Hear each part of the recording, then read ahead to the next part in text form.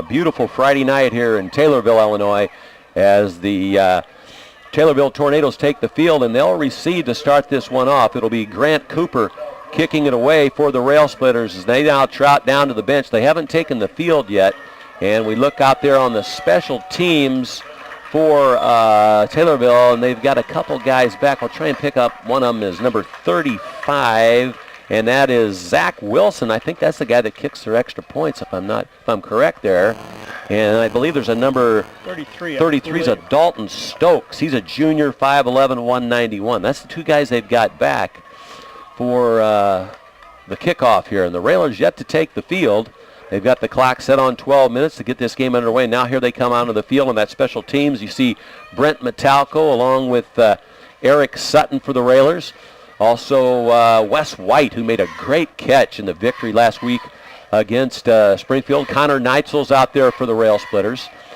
And we'll have to wait and make sure that's going to be Grant Cooper kicking it away for the Railsplitters. Earlier in the year, it was Chris DeWong, but he was injured, so he hasn't been out on the field lately. But it's going to be Grant Cooper, the junior, going to kick it away for the Railsplitters. He did a great job last week, Coach, helping the Railers with the special teams. Yeah, we got Lincoln kicking with the wind. There's not a huge wind, but there's a little bit of a breeze. You see the flag flying a little bit, and we got Lincoln decked out all white, except for one green pair of pants. Here's a short kick, and it's going to go along the sideline, and it's going to go out of bounds to, what is that, about the 25-yard line. Also out there on the special teams for Lincoln were Dane Eimer and Sean Cannon's out there. He's made some nice hits this year. Also, Keaton Letterly was out there for the Railsplitters, as it's going to be 1st and 10 for the Taylorville Tornadoes. Their quarterback tonight is Seth Trulock. He's a senior, 5'9", 167-pounder, and they come to the line of scrimmage right away. Their center is Jason Handigan. Handigan up over the football, and Trulock looks along the line of scrimmage. Now he comes up under center for the first play of the football game. Man in motion, and they hand it off to their fullback, and he gets some good yardage. He's still on. Now they finally take him down. He took that ball down to around the Taylorville 44-yard line. Just short of the first down. We got 9 on the play, Bob, and that offensive set looks very familiar. Looks just like the Lincoln. They've got a fullback, 2 wing backs there off their tackles, and then a split end. And the fullback, I'll have to check and see who that is. Here they come again. As Ken told you, they come out of that wing formation just like the Railsplitters. They got a man in motion.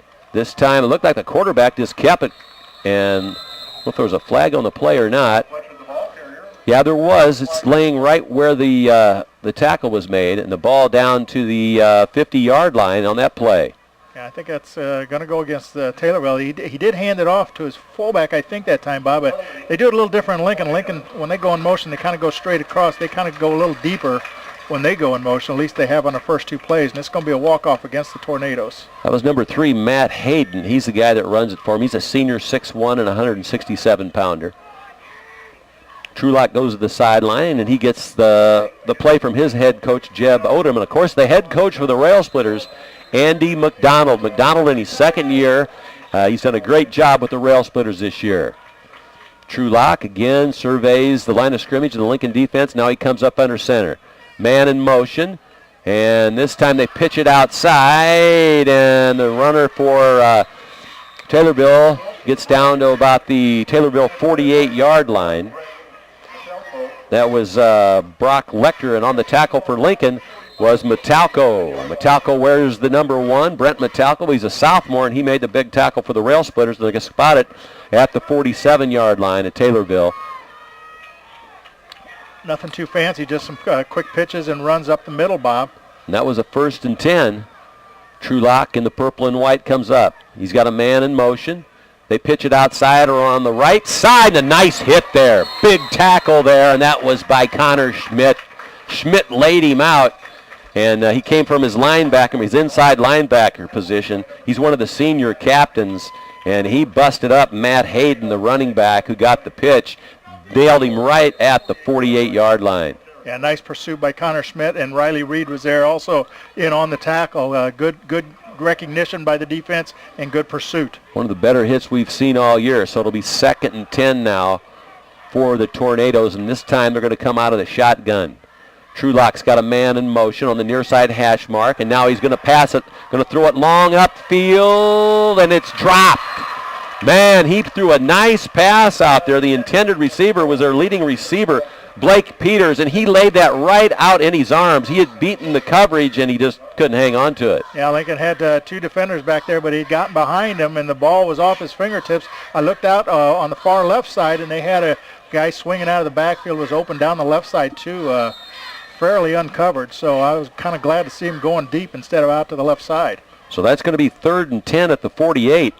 Early in the action here, ball's at the near side hash mark in front of the Lincoln bench as Trulock splits out two. He's got one wide to the left and one in the slot out of the shotgun. He's got a fullback, and now he has a man going motion off the left wing. Trulock wants to throw. He airs out along the sideline, and did he catch it? Yes. Yes, he did, and that was Blake Peters, and it looks like he's got a first down, Coach, and he does, down to the 40-yard line.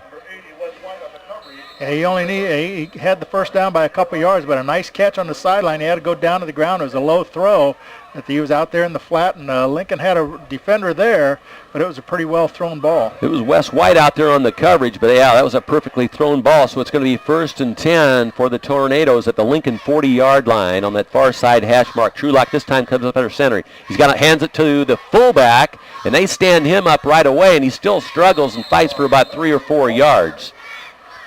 That was Brock Lecter for the Tornadoes, and they spotted at the Lincoln 36-yard line, so a 4-yard pickup for the Tornadoes. Lecter runs hard with the ball, Bob. He has good leg drive. Lincoln had him stopped there kind of at the line of scrimmage, and he just kept driving for an extra few yards. 2nd down, 6 yards to go for the Taylorville Tornadoes. And once the sun goes down this time of year, it starts getting cool. So it's a good night for football. Split wide to the left is Blake Peters. Trulock up under center on the 2nd and 6. He's got a man in motion. He hands it to him, and he's nailed by Connor Schmidt. Connor Schmidt laying the law down like Gary Cooper in high noon tonight. He knocked that young man flat to the turf. That's his second big hit of this game already, early in the first period. But you're right, Bob. He met him at the line of scrimmage, and he delivered a blow and took him straight down. That was Kyle Owens getting his bell rung. He's a senior, 5'6", 149 pounds. So now it'll be 3rd and 6 for the Tornadoes out of Taylorville, Illinois. You're listening to 96.3 FM out of Atlanta, Lincoln. Trulock, and he got a man in motion. Trulock hands it to the fullback. Oh, they tried to strip him, and then he got away. And as Ken told you, he's a tough runner. And that was Matt Hayden. The Railers, instead of trying to tackle him at first, tried to strip the ball, and he was able to break loose and get down to the Lincoln 26-yard line. We got a flag on the far right side, Bob, in front of the Taylorville bench, and so we have to wait. They call him face mask against the Railers. Couldn't see that, but there was a lot of action inside there. And as you said, Bob, he could have been stopped for a short game, but he just kept driving and pulled off a couple of defenders, and he got the first down. But they got the walk-off now for the penalty. It's a 15-yarder against the Railers, and that's going to put the ball deep in Lincoln territory, down, it looks like, to about the 14-yard line, Bob, and that's going to be 1st and 10 deep in Lincoln territory. So Trulock huddles up the Tornadoes. They quickly come to the line of scrimmage. As Ken told you, it's 1st and 10 at the 14 for the Tornadoes. Trulock up under center. And he pitches it, and somebody was drawn off sides there. They don't blow the play dead. It was number 11 for the Tornadoes. That was Tanner Champley. But there was a penalty on the play. It looks like it's going to go, and it does. Goes against Taylorville. It looks like they jumped the gun. Yeah, I think they had a little early motion there by Taylorville. Flag came out early, and a little break for the Railers. Now it's going to make it 1st down and 15 yards. And it moves the ball back to the 18. 7 minutes, 46 seconds left in the first quarter. I want to thank all our fine sponsors for bringing you the game tonight. As Taylorville comes to the line of scrimmage, Blake Peters splits wide to the left. And now they keep running backs in and out of there. Trulock comes up in her center on the near side hash mark. He's got a man in motion. He hands off. Good running room, and he's going to take it all the way to the house for the touchdown. That was number 80, Kyle Owens, the senior, who took it in for the touchdown from the 18-yard line for Taylorville. And they lead it early here, 6-0. And, Coach, we knew this wouldn't be an easy one on the road, and Taylorville showing command of that offensive drive there. Yeah, they had good running game. All their yards came on the ground. Threw a couple passes, incompletions, but yes, you're right, Bob. They looked impressive on that first drive. Looks like it's going to be Zach Wilson. He'll be the guy that will attempt the extra point. On the long snap, it'll be Kyle Tex. Zach Wilson, a senior, 5'8", 169. And he'll attempt the point after. There's a snap, ball's down. Kick is... No, they fake the kick and they throw the 2-point conversion. They threw the 2-point conversion. We'll have to check and see who that was in the end zone. Number 85 is caught. 85, and the guy that threw the pass was Tanner Champley. So it was Champley. Who did you say, Coach? 85. That was Spencer Briggerman. So that was a surprise. Tanner Champley, a sophomore, threw the pass to Spencer Briggerman. So a 2-point conversion, and that's big for Taylorville, and they lead it early here, 8-0 with 7:27 left in the first quarter. We'll be back in 30 seconds. Rydell and Austin Brummett out there on the special teams for Lincoln, along with Daniel Bacon. Back deep for the Railsplitters is Cody Hybretter. He's back about his own 5-yard line as he waits for the kick. And here it comes, and it's going to come down to Hybretter at the 8. Now he's up to the 10, 15, 20. Hybretter finally tripped up at the 25-yard line. Cody Hybretter always does a job getting that ball out there for the Railsplitters. Look for his blocking. Wasn't nothing there, and he goes down. It'll be 1st and 10 for the Railers at the 25. Yeah, good coverage by Taylorville's kick team, Bob. They got downfield in a hurry and closed in the middle, as you're supposed to do, and stopping him at the 25. The Railers now start on offense for the first time with 7:21 left in the first quarter, Bob, and they need to do what they've been doing the last couple of weeks, is have some long, sustained drives on offense. And the Railers come to the line of scrimmage. Wes White split wide to the left, Dane Eimer to the right. Cruz comes up under center, man in motion, and that's Connor Schmidt, makes the turn to the 30. Schmidt fights to the 35, a first down to the 40, still on his feet, and he finally goes down at the 47-yard line. Connor Schmidt with 2 big hits on defense, and they hand him the ball on the first time, and he's just doing what he did against the Springfield game. He kept bringing that ball from the right side of that wing and bringing it around the left side, picking up big yardage. He came to play tonight, Bob, and he's played well early in this first period, both defensively and now on the first run from scrimmage for the Railers. Great field position for the Railsplitters. There's the center, Daniel Bacon, and the Railsplitters, Austin Cruz up under center. There goes Connor Schmidt in motion again. This time they get it off to the fullback, and that's the tank, Anthony Cannon, and he's stopped just across the line of scrimmage. He picked up a yard, so it'll be 2nd down for the Railsplitters. Now they're going to say he was right at the line of scrimmage. I apologize. They stopped him at the 42. They went for the quick hit right up the middle that time. The defense was right there to make the stop. And defensively, the Tornadoes from Taylorville have some size up front, Bob. They play similar to the Railers, 3 down linemen and 5 linebackers. The right wing is Schmidt. The left is Hybretter, goes in motion. They pitch to Hybretter. He's got a block. He tries to make the turn, and boom, and he's stopped at the line of scrimmage. Cody Hybretter on a textbook tackler by Taylorville. They never even took him down. They just stood him up and ran him backwards, and they blew it dead. And that was the tackle on that play was by their leading tackler, Matt Hayden, and he just squared up and drove him straight back, as you said, Bob. In fact, that was a loss of 2 yards, so it'll be 3rd and 12 for the Railsplitters. Austin Cruz goes to the sideline. He's got the play from head coach Andy McDonald. Now he goes into the huddle. And Taylorville has come to play tonight. They lead it early, 8-0, and the Railsplitters struggling here on this first drive. Cruz comes up under center. He's got the snap, drops back to pass, airs it out along the sideline, and it's caught. Great catch along the sideline. Oh. Now they wave it off. That was, I'll have to check and see who that was. It's Dane Eimer. It looked like he laid out just like we saw last week, and it looked from here like he had the catch, but the official was right there signaling incomplete. There was a defender right with him. So that pass was right on the money. Eimer tried to hang on to it, but it just wasn't meant to be. So now Cooper will do the punting for the Railsplitters. He's got all the kicking duties now.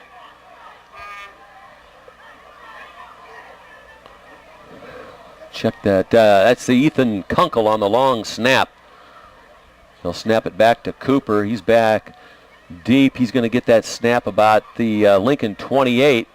He boots it away, end over end, and it's going to come down to Taylorville, and they drop it, and the Railers dive for it, looking for a fumble, but I think Taylorville got back on it. I thought he was going to call for the catch, but he didn't. He tried to run with it, and he dropped it. Yeah, I think he looked off the ball just to see where defender was coming down on him and made him drop it. He fell right on top of it, so they're going to take over on their own 32, start their second drive of this first period. Well, Connor Schmidt's been laying the law down tonight on defense, but the rest of the team's got to back him up and maintain this Taylorville ball club with the early 8-0 lead.